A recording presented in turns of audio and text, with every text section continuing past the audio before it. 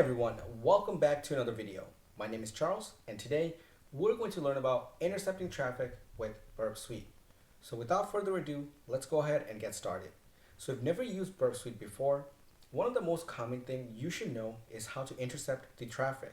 Burp Proxy lets you intercept HTTP requests and responses.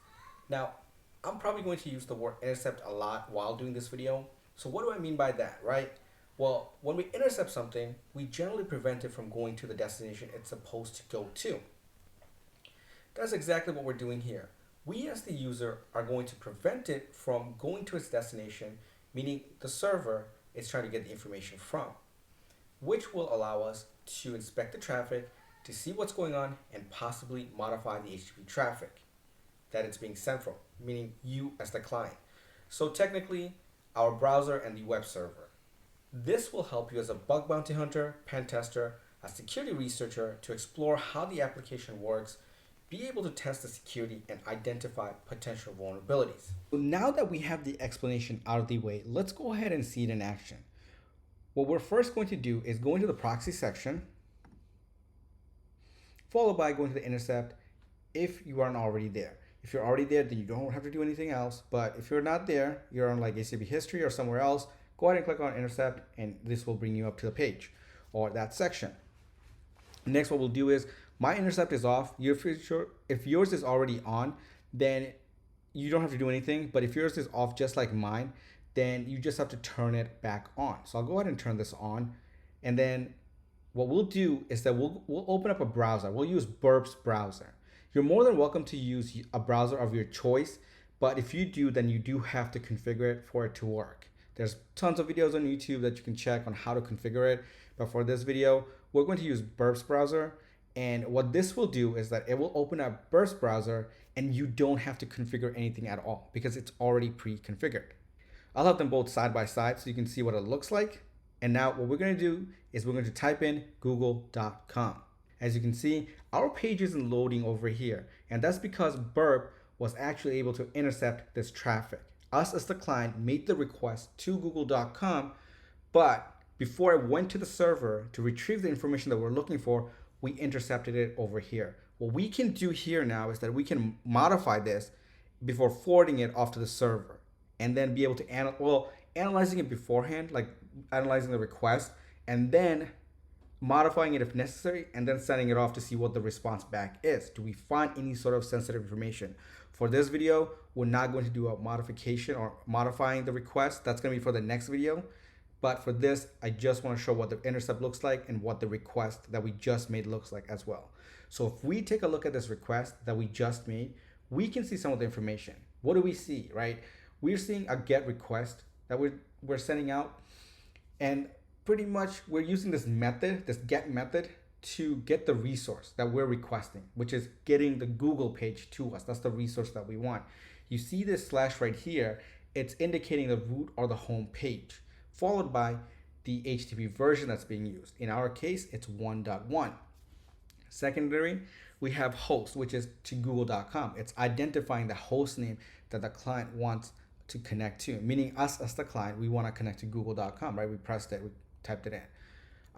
We can see that upgrade insecure request, which is instructing the server to upgrade to a secure connection if it's available. Then you have multiple other information like user agent string, accept encoding, accept language, the cookie, and the connection as enclosed. In case if you're wondering what connection close is, it's pretty much telling the server to close the connection after the completion of the request response pair. This is technically used when, let's say us as the client, well, the computer as the client, our computer as the client, or the server that is Google, we're signaling it to not reuse the TCP connection for future requests. Close the connection once we get the request and the response back to us, right? That's pretty much all it's doing. There's more to it here as well. And I'll probably make a video just on HTTP request and response. If you're all interested into it, definitely leave it in the comment section below. But for this, that's what I want to show. So now that we've analyzed the request, what we can do is we can go ahead and forward it. And once that's done, you will see the page load fully on the browser side, meaning here. So let's go ahead, click forward.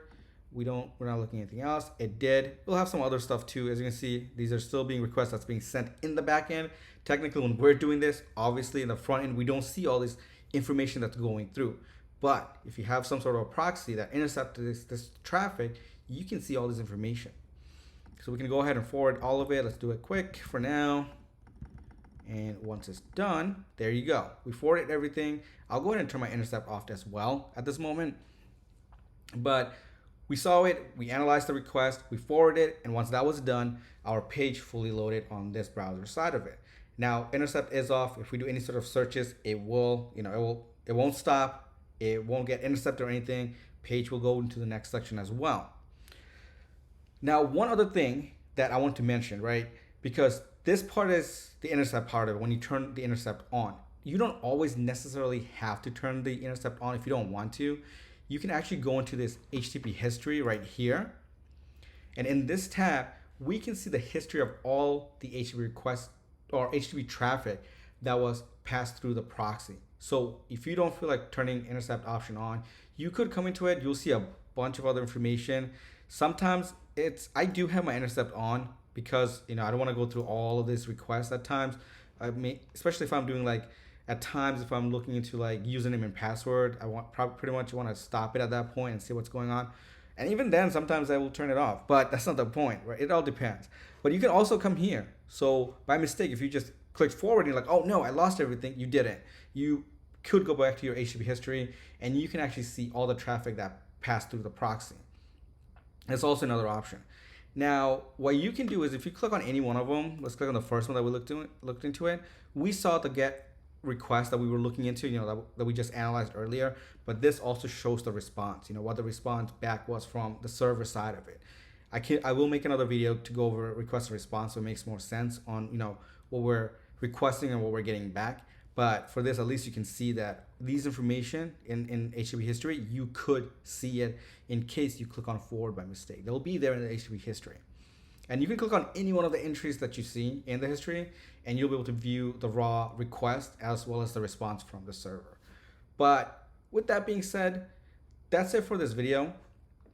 If you found this video helpful, make sure to hit that like button and subscribe to my channel for more exciting content. I am going to make a Burp Suite series as well, just like how I'm making the Nuclei one. So if you're interested into it, definitely subscribe. Hit that notification bell so you don't miss a video. But yeah, don't forget to leave your thoughts in the comments below. And thanks for watching. I'll see you all in the next video.